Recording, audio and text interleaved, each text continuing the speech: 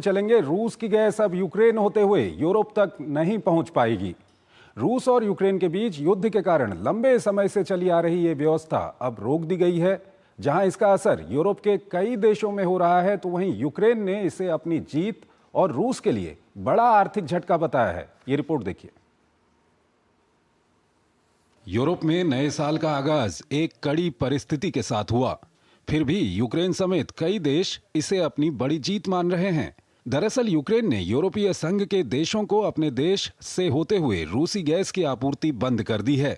Ukraine के gas transit operator नेफ्टोगैज और रूस के गैज़प्रोम के बीच 5 साल का समझौता समाप्त होने के बाद ये आपूर्ति बंद हुई है। यूक्रेन के राष्ट्रपति ने कहा कि रूस को अपने ही खून से अरबों की कमाई नहीं करने दी जाएगी, जबकि पोलैंड ने रूस के खिलाफ इसे एक और बड़ी जीत बताया है। रूस साल 1991 से यूक्रेन होते हुए यूरोप को गैस पहुंचाता रहा है।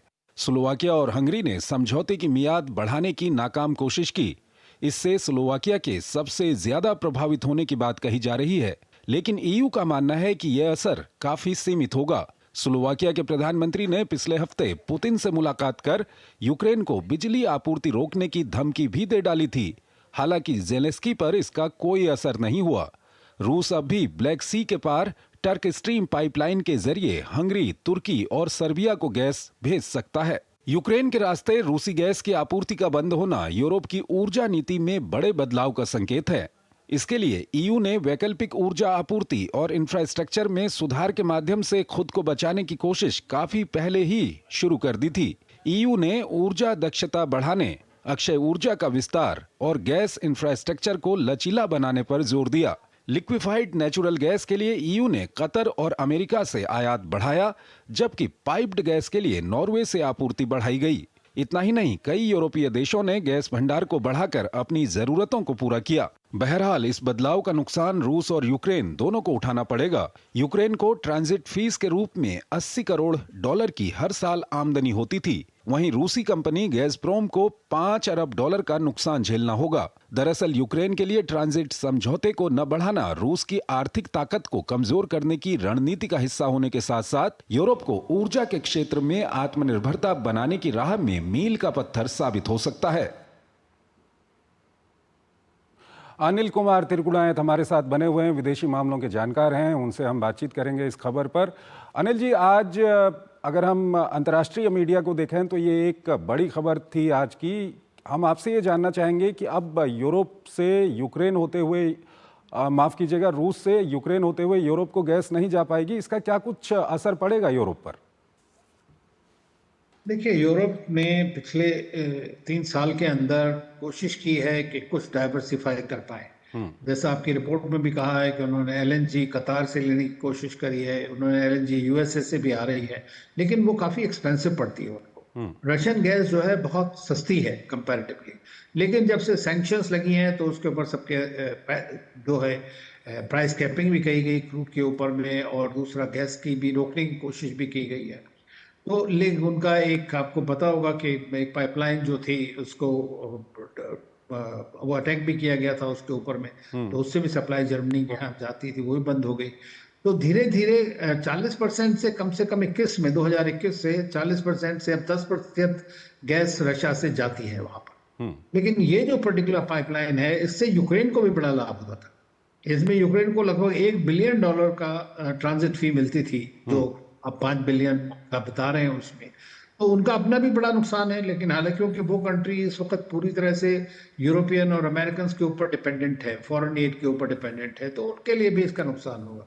दूसरी तरफ से मैं समझता हूँ कि उन्होंने ये कहा है कि अगर ये यूरोपियन कंट्रीज ये पैसा जो है इसको तब तक ना दें जब तक कि युद्ध नहीं रुकता है, तो हम तैयार हैं। लेकिन पुतिन ने कह दिया है कि हम तो अब इसको रिन्यू नहीं करेंगे, काफी देर हो गया।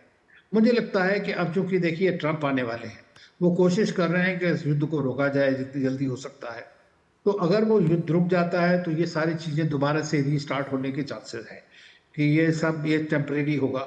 दूसरा है, जैसा वो दूसरी पाइपलाइन है वो लिमिटेड उसमें सप्लाईज है, लेकिन चूंकि स्लोवाकिया और हंगरी यूरोप में ऐसे देश हैं जो रूस का पक्ष लेते हैं अक्सर, और वो उसके साथ बातचीत करने के पक्षधर हैं, तो उनको किसी ना किसी तरह से थोड़ी सप्लाई चलती रहेगी। उनके प्रधानमंत्री स्लोवाकिया के अभी आए थे और उन्होंने इस बात के लिए पुतिन से भी कहा। तो ये होगा, मुझे लगता है कि रशिया इस वक्त में इस चीज को अपने लाभ के लिए कि युद्ध में कैसे यूरोप को टाइट करने के, क्योंकि यूरोप इस वक्त जो है कुछ सबसे ज्यादा सपोर्ट कर रहा है ये यूक्रेन को। तो उसको कंट्रोल करने के लिए उसने अपना ये पैंतरा बदला है इस वक्त में कि ये तो पूरा एक निगोशिएटिंग स्ट्रेटजी रहेगी उसके आगे, क्योंकि ये सबसे बड़ी पाइपलाइन है जिसके थ्रू गैस जो है यूरोप तक जाती है। अब यूरोप में भी समस्या तो है ही है, ऐसा नहीं है कि समस्या नहीं हुई है उससे, क्योंकि आप 3-4 साल के अंदर कंप्लीट डाइवर्सिफिकेशन नहीं हो सकता है। तो वही एक चीज है, उसी को मैं समझता हूँ कि रूस की स्ट्रेटेजिक जो कम्युनिटी है वो ये सोच रही होगी कि किस तरह इसको लेवरेज किया जाए। इसी पे दूसरा सवाल ये आता है कि जिस तरह का नरेशन पश्चिमी देश और यूक्रेन का जो समर्थन करते हैं वो देश बना रहे हैं कि इस पूरे इलाके में रूस एक बड़ा खिलाड़ी था एनर्जी को लेकर के, खासकर गैस को लेकर के। अब ये जो अंतर वहां पर आया है और रूस को भी बड़ा आर्थिक झटका इससे लगेगा क्या? देखिए, धक्का तो लगता ही है। एक तो सबसे ज्यादा करीब करीब 19,000 सैंक्शंस लगी हुई हैं रूस के ऊपर में, लेकिन उस सब के बावजूद जो है रशिया की इकोनॉमी में कुछ बेसिक स्ट्रक्चरल प्रॉब्लम जरूर आई हैं, लेकिन ओवरऑल 3.5% उनका जीडीपी ग्रोथ है। उन्होंने सारा अपना डाइवर्सिफाई किया है इस 3 साल के भीतर में। उनके मेन मार्केट्स हो गए हैं चीन और इंडिया और दूसरे कंट्रीज। तो उन्होंने अपना यूरोप के ऊपर डिपेंडेंसी काफी कम कर दी। जैसे मैंने कहा कि 40% गैस जाती थी यूरोप में, और अब उससे 10% हो गई है ऑलरेडी। तो बाकी 30% तो कहीं ना कहीं और जा रही है। आज भारत में जैसे हम वहां से लगभग 40% जो हमारा ऑयल है वो रशिया से आ रहा है।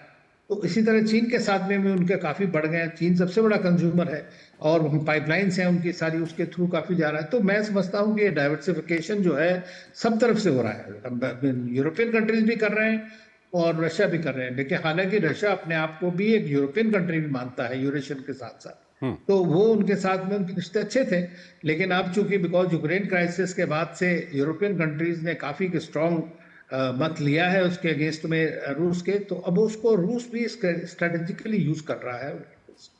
एक सवाल और है, ये जो गैस का मसला है ये जो युद्ध के समीकरण वहाँ पर हैं उस पर कितना असर डालेगा? क्योंकि यूरोप के कुछ देशों की हम बात करें, स्लोवाकिया की बात करें, दूसरे देशों की बात करें, वो कहीं ना कहीं यूक्रेन से थोड़ा सा नाराज हैं इसको लेकर के।